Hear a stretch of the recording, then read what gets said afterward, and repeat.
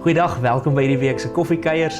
Dis lekker dat ons saam mag kuier. Hetty, baie welkom. Dankie. Lekker dat ons saam oor hierdie teksgedeeltes mag gesels. Ons gaan aan vanoggend in Handelinge 9.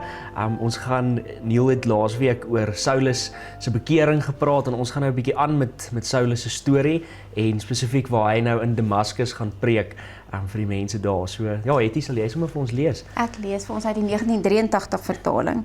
Saulus preek in Damaskus. Saulus het 'n paar dae daar by die gelowiges in Damaskus gebly en dadelik in die sinagoges begin verkondig dat Jesus die seun van God is. Almal wat dit gehoor het, was verbaas en het gesê, is dit nie die man wat in Jerusalem die mense wat hierdie naam aanroep, wou uitroei nie? En hy het ook nie hierheen gekom om hulle gevange te neem en voor die priesterhoofde te bring nie. Maar Saulus het al hoe kragtiger gepreek en die Jode wat in Damaskus woon in die war gebring deur te bewys dat Jesus die Christus is. Na verloop van tyd het die Jode saamgesweer om Saulus te vermoor, maar hy het van hulle plan te hore gekom. Dag en nag was hulle by die stad se poort op die uitkyk om hom dood te maak. Maar sy medegelowiges het hom een nag geneem en in 'n mandjie laat afsak deur 'n opening in die stadsmuur. Kom ons selfs net eers tot daar en dan kyk ons waar kom ons. Ek dink Saulus is amper soos 'n mens sonder 'n land. Ja. Ek meen, hy kom blind in Damaskus aan en dan verlaat hy Damaskus hier aan die einde in 'n mandjie en ek het nou gaan oplees oor hierdie mandjie. Dit is 'n groot mandjie wat 'n mens kan inpas, maar wat hulle eintlik die vuilgoed mee oor die stadsmure uitgegooi het. So hy is in die rabbi shoot af. Hy is in die rabbi shoot, is hy daar uit. So en die ouens, hy's in daar in die sinagoge, die mede-Jode wil hom eintlik nou nie meer hê nie, want hulle is nou, ek meen, hy het bygestaan by Stefanus se steniging. So ek dink hy pas nou eintlik nêrens in nie. En ons sal later sien die gelowiges in Christus is ook so half versigtig vir hom. So die Jode sê, soek jy nie in die sinagoge nie. Die Christene sê, hoor, so jy het Saulus toe by Stefanus, jy sy kleertjies vasgehou, ons weet nie of ons jou kan trust nie.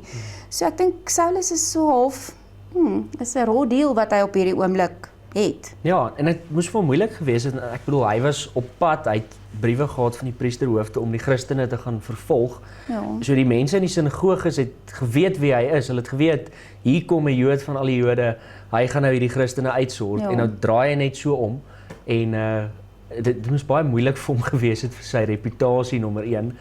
Regtig, hy moes sterf tot homself letterlik.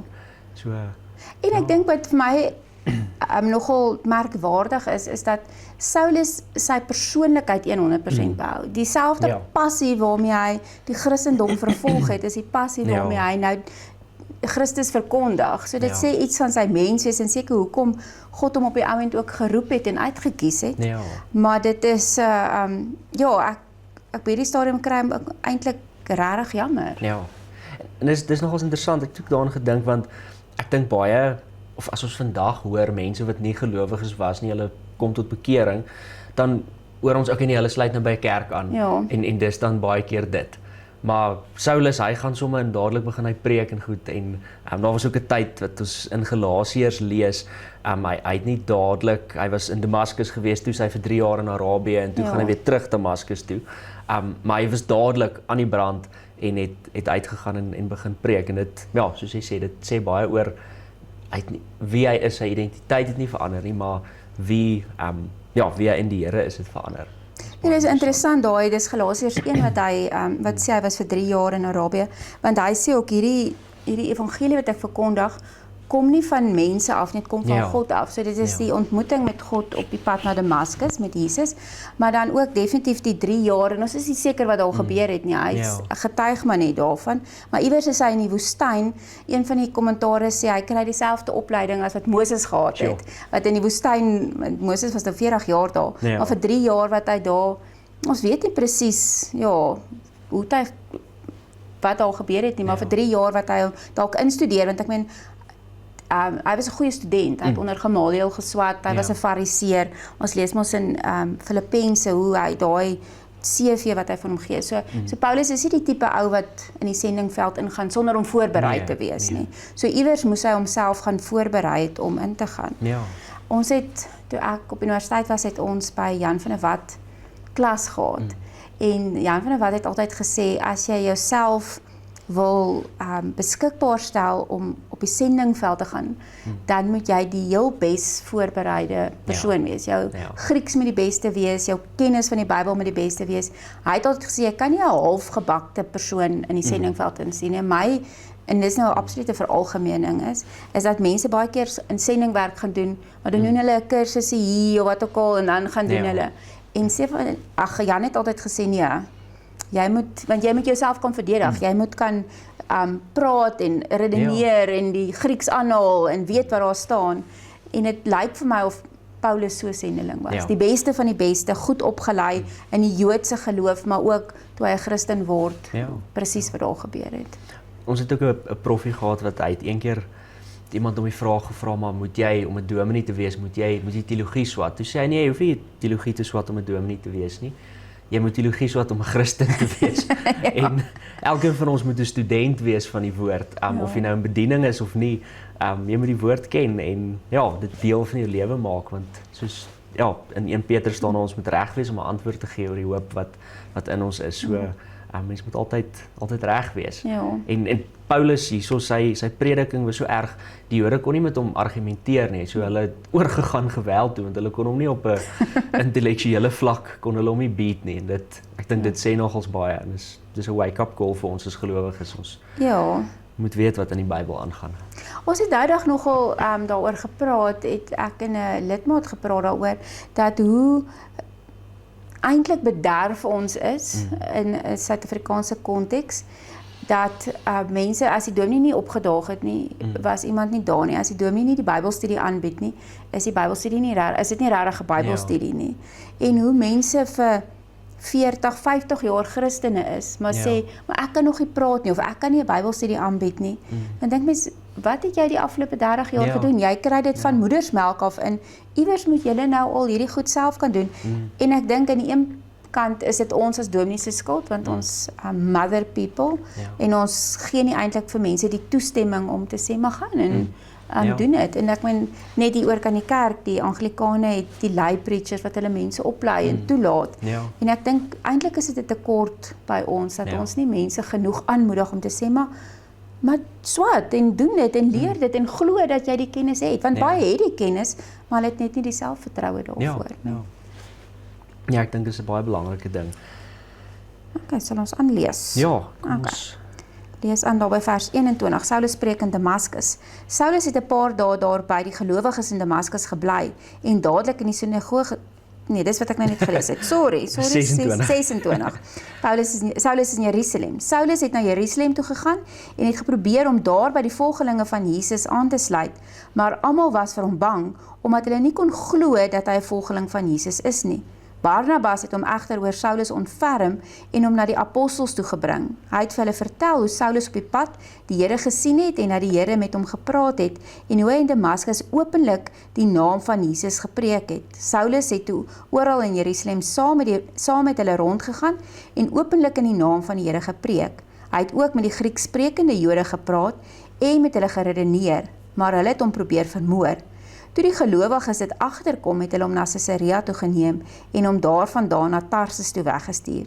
In die hele Judea, Galilea en Samaria het die kerk 'n tyd van rus en vrede belewe. Dit het gefestig geraak en in gehoorsaamheid aan die Here gelewe. Die kerk is deur die Heilige Gees versterk en die ledetaal het toegeneem. Ons hier sien ons is weer. Hier sê die Christene nie, ons trust nie hierdie nie. Ja, en mense wonder nogals hoe sou Paulus se lewe anders te gelyk het en sou die Bybel anders te gelyk het as nie vir ou soos Barnabas was nie, wat hierdie ou onder sy vlerk geneem het en gesê het, maar ek tree in geloof hier op en ek het vertroue. In een van die kommentare wat ek gelees het, daar staan ons kry twee tipes mense. Jy kry ons mense wat sien die beste in alle mense, en dan kry jy mense wat die slegste in ander mense sien. En Barnabas was een van daai mense wat ek dink die beste in mense gesien het, of ten minste in Paulus gesien het. Want hy het gesê, hoorie, maar ek kan sien hierdie oud geloof.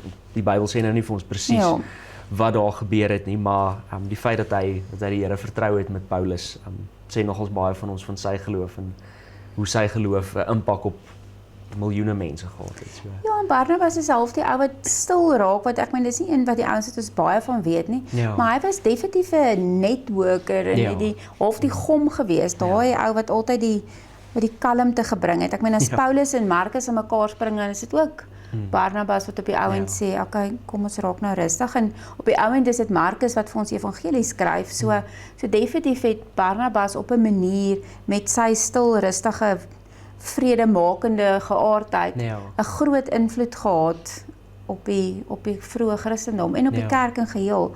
En mens kyk terug en mens kyk na die groot leiers, die Petrusse en die Saulusse en selfs in ons tyd, maar baie keer is dit die Barnabas wat maak dat die wiele aanhou bly rol. Maar dis mooi, hierdie laaste deel van die kerk het in 'n rustige tyd ingegaan met vrede, en die Heilige Gees het hulle versterk en die ledetal het toegeneem. Ek bid vir daai kalmte in die kerk, dat dat dit net rustig is en die kerk neem toe en daar's nie veel nuus om oor te dra nie, maar dis rustig. Ek dink dis waarna ons, kom ek praat vir myself, dis waarna ek streef. Dit klink vir my na 'n lekker plek om te wees. Ja, en ek dink ook, dis interessant, want voor dit, dink ek, was al baie vervolging gewees, en die kerk het aangegaan, en ek dink dis die groot ding wat ons baie keer mis as gelowiges, is net daai, die Engels praat van perseverance, om aan te hou, net in jou geloof, net die basics te doen. Hierdie mense was gelowiges, hulle het aangegaan, en toe gaan hulle in 'n tyd van rus en vrede in, en dis amazing. Ja, en ek dink dis in daai, en hierna kom daar weer 'n stuk vervolging. So dis om in daai tye, ook wanneer dit rus en vrede is, net die doodgewone, goeie, goed, gereeld daagliks te doen. Ek dink dis die uitdaging, om nie moed op te gee wanneer dit taaf raak nie, maar ook nie om op jou laure te rus wanneer dit goed gaan nie. Dis in al twee seisoene mens getrou bly. Ja, die vroeë begin van Saulus, en ek dink dis juis omdat hy nêrens gepas het nie, nie by die Jode in die sinagoges nie, en ook nie by die gelowiges eintlik nie, dat ons op die ouend kry dat hy die pad vat en die evangelie begin versprei. So ek dink dis daai perfect storm wat Saulus in 'n rigting instuur. Ek dink as ons vandag Paulus se briewe lees, dan het ons baie keer, of praat ek net vir myself, hierdie prentjie van, hy was een van die disippels en alles was net goed gegaan met hom, maar as jy eintlik kyk na wat hier staan, hy het nie ingepas nie, en ek dink nie dit was volmaklik geweest nie.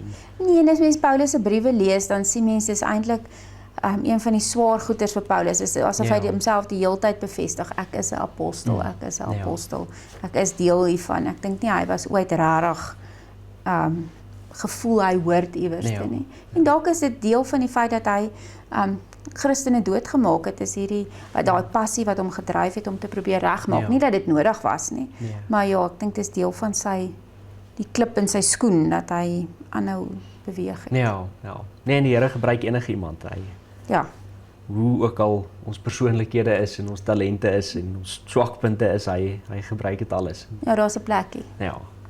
Dit gee my baie hoop. Daar was hy. Baie dankie dat jy saam geluister het. Ons sal dan volgende week aangaan met die laaste deel van Handelinge 9. Sal jy vir ons afsluit? Dis reg. Here Jesus, dankie vir u liefde, vir u genade. Here, dankie dat u ons ontmoet. Here, dankie dat u vir Paulus ontmoet het en sy lewe omgedraai het. En Here, ons sien die effek daarvan vandag nog, hoe u 'n mens gebruik het wat baie passie gehad het, Here, en u het hom gebruik om u boodskap te versprei. Here, dankie dat ons ook kan sien hierso dat ten spyte van vervolging met die geloof aangegaan, en Here, was daar ook tye van rus en vrede in die kerk, Here. So ons bid ook vir dit, Here. Mag u ons help om getrou te bly, en Here, help ons om in die tye van rus om getrou te bly, tye van vervolging om ook getrou te bly in daai tyd. Here, help ons om u werk te doen. Here, gee vir ons genade en krag vir hierdie week wat voorlê. In Jesus se naam. Amen.